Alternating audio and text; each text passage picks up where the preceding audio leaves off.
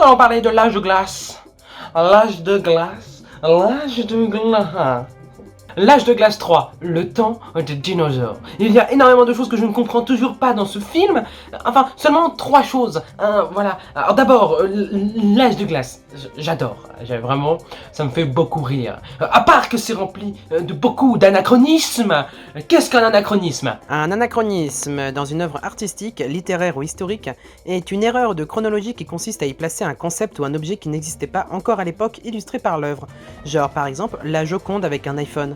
C'est impossible. Je vous embrasse. Bonne vidéo. Voilà, vous avez l'explication. Vous connaissez l'âge de glace 3, le temps des dinosaures, je vous réexplique vite Steph.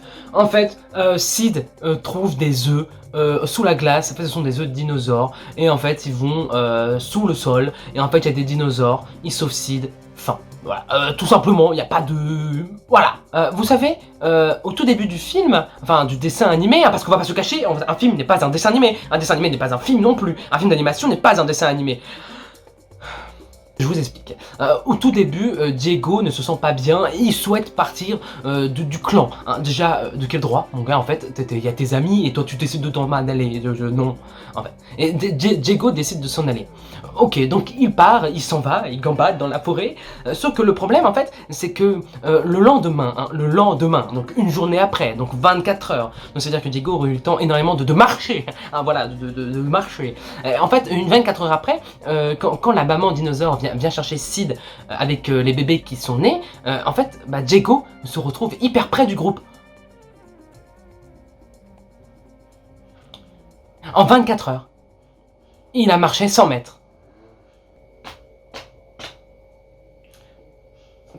Comment? C'est possible! Dans tout le film, on ne sait absolument pas quel est le sexe du bébé de Ellie et Manny, hein, ok, qui donc pêche. Donc on ne sait toujours pas quel est son sexe, à part à la fin du film quand elle accouche. Hein. Donc quand je dis son sexe, c'est pas, hein, c'est femme ou homme. Hein. Vous savez quand il passe dans le gouffre où il rigole parce que la voix elle est voilà, ils se tapent des barres parce que sinon ils vont mourir de rire. En fait, au bout d'un moment, Ellie, du coup, elle sauve tout le monde et elle dit « Nous, les femmes, en regardant son ventre, nous, les femmes, on est obligé de tout faire. » Comment tu sais que c'est une fille, ton enfant? C'est l'époque glaciaire. Il n'y a pas de gynéco, je sais pas quoi, pour faire des échographies pour voir quel est le sexe de ton bébé. Personne ne le sait. Ça n'a pas du tout été annoncé dans le film, et elle sort, nous les femmes. Donc oui, ça m'a posé un énorme problème. Parce que je sais pas si c'est une erreur de scénario, ou alors totalement une bêtise humaine. Mais il faut se calmer. La chose qui me chiffonne énormément. Vous voyez Buck, déjà personnage extraordinaire. C'était vraiment un personnage que j'adore énormément. Il est vraiment très drôle. Et il y a un truc qui me chiffonne énormément, c'est qu'il a un merveilleux couteau. Vous savez son couteau avec la dent de Rudy, Rudy qui est le gros dinosaure qui veut manger tout le monde.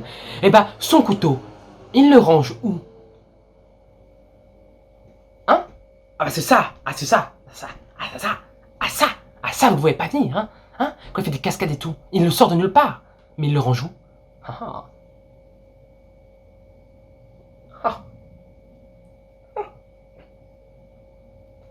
Écoutez, pour moi, c'est fini pour l'âge de glace 3. Oui, je me pose des questions un peu bêtes, mais vous savez, c'est ça la vie. Je vous embrasse et à bientôt.